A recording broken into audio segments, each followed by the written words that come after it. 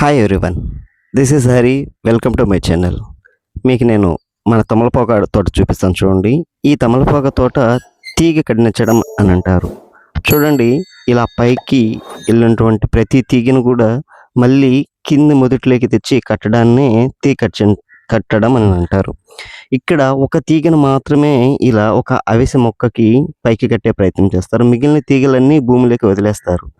ఇలా మీకు చూపించే ప్రయత్నం చేస్తాను చూడండి. ఇలా ఒక 2 లేదా 3 కొమ్మలు మాత్రమే ఇలా ఒక చెట్టు కట్టేస్తారు. ఇవి మాత్రమే పైకెళ్తాయి. మిగిలిన తీగలన్నీ భూమి లోపకెళ్ళడం వల్ల తీగ అనేది చనిపోకుండా చాలా ఎక్కువగా స్ట్రాంగ్‌గా ఉంటుంది. బట్ ప్రాబ్లమ్ ఏంటంటే ఇక్కడున్న అవన్నీ వేస్ట్ అయిపోతాయి ఆకులు.